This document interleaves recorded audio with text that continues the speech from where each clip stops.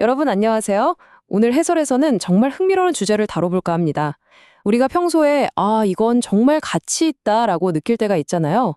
그런데 그 가치가 원래부터 그 대상 안에 딱 들어있는 걸까요? 아니면 다른 무언가와 상호작용하면서 생겨나는 걸까요? 오늘 파헤쳐볼 이 신학적, 철학적 원전은 바로 이 근본적인 질문에 대해 우리의 생각을 완전히 뒤집어 놓을 만한 아주 체계적인 해답을 제시합니다. 자, 그럼 바로 들어가 볼까요? 오늘 우리가 살펴볼 전체적인 지도는 이렇습니다. 첫째, 창조 본연의 가치. 둘째, 지정의와 진미선. 셋째, 사랑과 미의 상호작용. 그리고 마지막으로 선과 악, 의와 불의입니다. 추상적인 개념에서 시작해서 우리 일상의 관계가 어떻게 엮이는지까지 쭉 따라가 볼 겁니다. 그럼 첫 번째 파트, 창조 본연의 가치입니다. 도대체 가치란 건 어떻게 결정되는 걸까요? 솔직히 우리는 다이아몬드나 명작 그림 같은 걸 보면 와, 저건 그 자체로 엄청난 내재적 가치가 있어 라고 생각하잖아요. 그런데 이 원전의 주장은 다릅니다. 고립된 대상 안에 혼자 존재하는 절대적 가치란 태상에 없다는 거죠. 대신 가치란 대상이 존재하는 목적과 그것을 대하는 주체의 욕구가 딱 만나서 상호작용할 때 마치 스파크가 튀듯이 생겨난다고 말합니다. 그러니까 가치는 원래부터 있는 게 아니라 살아있는 관계 속에서 비로소 만들어지는 관계적 가치라는 겁니다. 여기서 이 텍스트의 핵심 엔진이라고 할 수 있는 아주 중요한 개념이 하나 등장합니다. 바로 사회 기대인데요. 쉽게 말해서 네 가지 위치가 만드는 튼튼한 기반이라고 생각하시면 됩니다. 단순하게 노하나 이렇게 1대1로 끝나는 게 아니에요. 주체와 대상이 상호작용할 때 그 중심에 하나님이라는 더 높고 절대적인 기준을 딱 두고 결합해야 한다는 거죠. 이렇게 역동적으로 하나가 될 때 비로소 완전한 새로운 현실이 창조됩니다. 진짜 절대적인 가치가 나오려면 반드시 이 네 가지 기하학적 구조가 완성되어야 한다는 게 핵심입니다. 조금 추상적으로 들리시죠? 그래서 원전에 나오는 정말 아름다운 비유 하나를 소개해 드릴게요. 들판에 핀 꽃을 한번 상상해 보세요. 그 꽃이 아름다운 이유는 꽃 자체의 아름다움이 숨겨져 있어서가 아닙니다. 텍스트에 따르면 그 꽃이 애초에 창조된 목적이 있잖아요.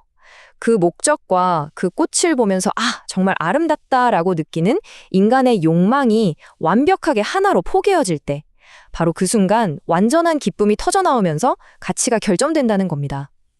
우리의 욕구와 대상의 목적이 만나는 그 찰나에 가치가 마침내 현실이 되는 거죠. 자, 이어서 두 번째 파트, 지, 정, 의와 진, 미, 선입니다. 방금까지는 관계라는 좀 거시적인 이야기를 했잖아요. 이제 렌즈를 훅 당겨서 우리 인간의 내면, 아주 미시적인 세계를 들여다보겠습니다. 이 텍스트는 보이지 않는 마음과 눈에 보이는 몸의 이중성을 아주 명쾌하게 짝지어 설명합니다. 우리 마음속에서는 지성, 감정, 의지, 그러니까 지정의가 쉴 새 없이 돌아가고 있죠.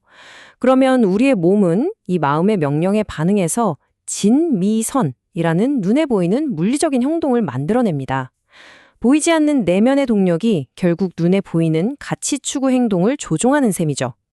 이게 시간 순서대로 어떻게 작동하는지 한번 볼까요? 첫째, 절대적인 기준인 하나님이 우리 마음의 주체로 먼저 딱 작용을 합니다. 둘째, 그러면 우리 마음이 그 자극을 받아서 지, 정, 의를 통해 찌릿하고 반응하죠. 그리고 마지막 셋째, 우리 몸이 실제로 움직이면서 현실 세계의 진미선을 짠 하고 발현하는 겁니다. 아까 말했던 그 본연의 가치가 머릿속에만 머무는 게 아니라 이렇게 구체적인 메커니즘을 타고 실제 우리의 행동으로 튀어나오게 됩니다. 세 번째 파트, 사랑과 미의 상호작용으로 넘어가 보겠습니다. 자, 이제 이렇게 가치를 실현하는 개인들이 모여서 서로 어떻게 상호작용하는지를 볼 건데요. 여기서 사랑과 미를 정의하는 방식이 약간 물리학 법칙 같아서 정말 흥미롭습니다. 보통 사랑을 단순한 감정이라고 생각하기 쉬운데 이 원전에서는 주체가 대상에게 뿜어내는 역동적이고 밖으로 향하는 힘이라고 정의합니다. 반대로 미, 즉 아름다움은 그 힘을 받은 대상이 주체에게 다시 반사해서 돌려주는 정적인 힘이고요. 주체와 대상이 에너지를 주고받는 완벽한 순환 구조, 그게 바로 사랑과 미라는 거죠. 그런데 이 에너지를 주고받는 방식이 관계에 따라 형태가 조금씩 다릅니다. 원전에서는 이걸 세 가지로 딱 분류해 놓았는데요. 윗사람이 주는 사랑에 대해 아랫사람에 돌려주는 아름다움을 충성, 즉 충이라고 부릅니다. 또 부모의 사랑에 대해 자녀가 돌려주는 건 효, 남편의 사랑에 대해 아내가 돌려주는 건 열, 그러니까 정절이라고 정의하죠. 내가 지금 어떤 관계 속에 있느냐에 따라 내게서 뿜어져 나가는 아름다움의 표현 방식이 달라진다는 거, 그 일리 있지 않나요? 그리고 이 원전에서 절대 빼놓을 수 없는 핵심이 바로 가족입니다. 가정 안에서 경험하는 이른바 3대상의 사랑을 엄청나게 강조하는데요. 부모로서의 사랑, 부부로서의 사랑, 그리고 자녀로서의 사랑입니다. 자료에 따르면 우리가 가정 안에서 이 세 가지 사랑을 흠뻑 경험하는 것 자체가 아까 첫 부분에서 말씀드렸던 그 완벽한 가치 기반인 사회 기대를 완성하는 핵심 동력이 된다고 합니다. 한마디로 가정이 이 모든 관계적 가치를 배우고 실현하는 가장 완벽한 훈련장이라는 거죠. 마지막 네 번째 파트, 선과 악, 그리고 의와 불의입니다. 이렇게 철저하게 관계를 중심으로 세상을 보는 프레임워크에서는 도덕성을 어떻게 정의할까요? 이 부분이 진짜 하이라이트입니다. 이 신학적 틀에서는 놀랍게도 선과 악의 기본 구조 자체가 똑같다고 말합니다. 네, 똑같아요. 객관적으로 보면 선은 하나님을 중심에 딱 두고 본연의 목적을 이루는 상호작용입니다. 그런데 악은 어떨까요? 방식은 똑같습니다. 똑같이 관계를 맺고 상호작용을 하는데 단지 그 중심에 사판이나 모순된 목적이 들어가 있을 뿐이라는 겁니다. 그러니까 행위 자체의 메커니즘은 같은데 그 관계의 중심에 누가 앉아 있느냐, 방향키를 누가 쥐고 있느냐에 따라 선과 악이 확 갈린다는 아주 독특하고 예리한 통찰이죠. 그럼 이 선이 우리 삶에서 어떻게 커져 나가는지 볼까요? 원전은 이걸 세 단계로 폭포수처럼 넓어지는 과정으로 설명합니다. 1단계, 마음과 몸이 하나 되는 개인적인 선. 여기서 시작해서 2단계, 남편과 아내가 하나 되는 가정적인 선으로 커집니다. 그리고 마지막 3단계, 인간이 환경과 자연, 만물까지 올바르게 주관하며 하나가 되는 단계로 확장되죠. 나라는 개인의 진실성에서 출발해서 가족을 거치고 궁극적으로는 이 세상 전체를 돌보는 관리자의 역할까지 스케일이 쭉쭉 커지는 겁니다. 마지막으로 이런 신학적 개념들을 매일매일의 삶에 적용하는 의와 불의에 대한 이야기입니다. 여기서 의, 그러니까 의로움이라는 건 단순히 착한 상태에 머물러 있는 게 아닙니다. 방금 우리가 살펴본 저 거대한 선의 목적을 향해서 오늘 하루, 지금 이 순간에도 끊임없이 나아가는 적극적인 행동과 생활 요소들을 말해요. 반대로 불의는 악의 목적을 향해 매일매일 걸어가는 일상적인 행동들이고요.